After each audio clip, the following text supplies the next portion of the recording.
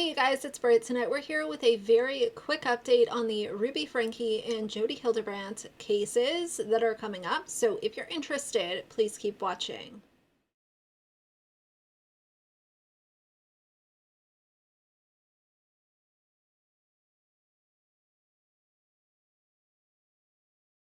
All right, you guys, so I posted this update over on my community tab, but I figured I would pop in and give you guys this brief little update, and you guys can let me know how you feel in the comments section. But I am very nervous about this hearing that is coming up on Monday.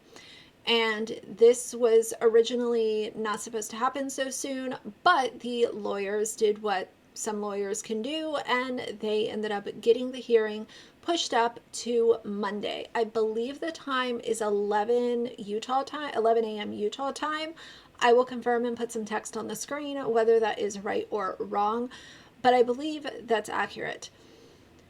A lot of people have weighed in on this. I've been listening to some attorneys over on TikTok and just reading other people that have weighed in, on other platforms. There are a lot of people in the legal sphere who think that this might mean that they are going to get out on bail. And specifically, a lot of people think that Ruby will get out on bail on Monday. This makes me very nervous, but like I said in my community post, I am reserving my full emotions until, things actually go through and we see what happens. If she gets out on bail, I would hope that obviously she would not be allowed around any of her children. And they have to figure out, is she a flight risk or a risk to the community? In my opinion, I don't even know if I should say this because I feel like people are going to be mad, but I don't really care.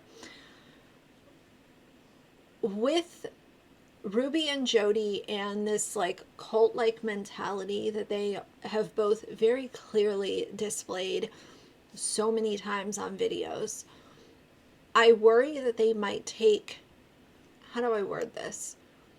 I worry they might take justice into their own hands so that they don't have to spend the next however many years, like they're facing 90 years for these crimes. Do you think that they actually want to spend any time in jail? Like, just this short period of time has probably been hell on earth for both of them because they're used to living a very extravagant lifestyle, living in mansions and popping on YouTube and, flipping around on their iPhones, talking to other cult members that are in connections and doing whatever they want. Ruby said before one of her worst nightmares was that one day she would no longer be able to film her kids or have any vlog footage. So what do you think facing 90 years in prison is really making either of them think? I worry that they might try to take justice into their own hands so that they don't have to serve 90 years in prison. And I realize that might come off as a bit harsh for my opinion to be that way, but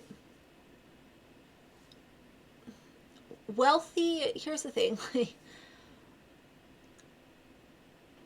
when you think about wealthy people in the lifestyle they are accustomed to, and then you think of a prison cell staring them straight in the face, most of them are not going to adapt or want to adapt to that.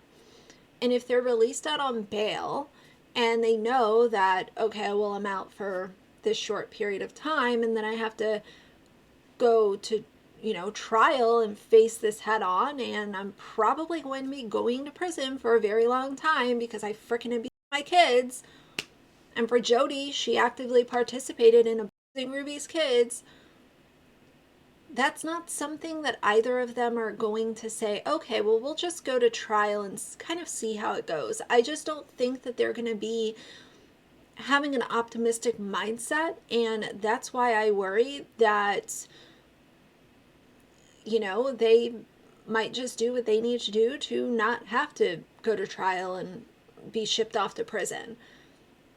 And of course, that is simply speculation based on the things that I've seen, the things that I have consumed on other platforms from people that are either in the legal field or not in the legal field.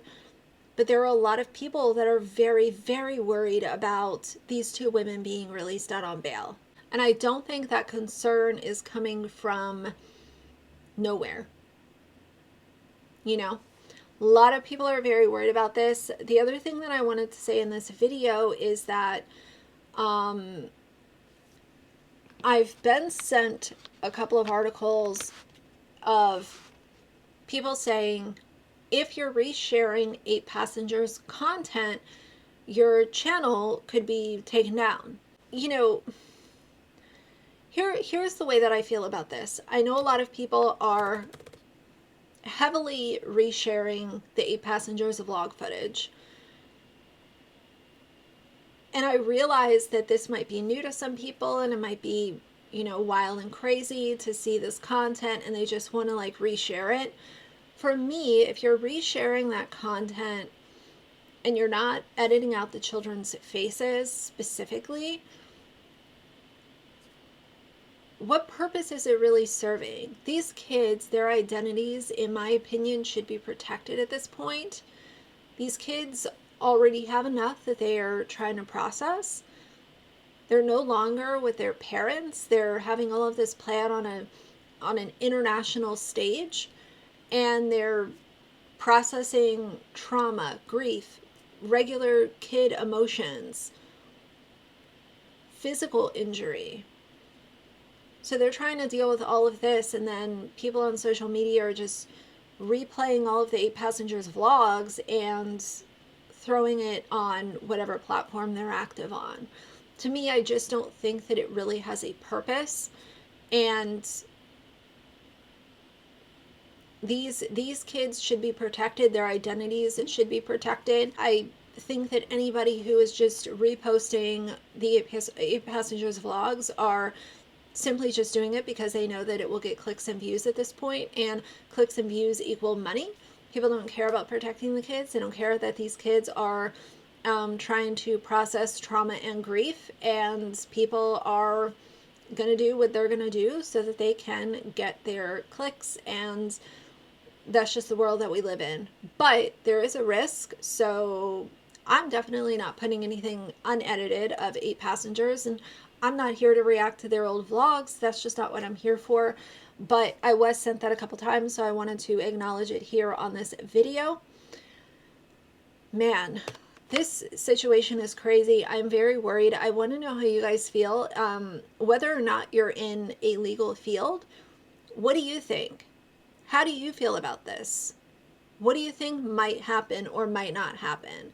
Again, I'm reserving some of my emotions to see what actually happens, but I wanted to pop this in as a quick little update.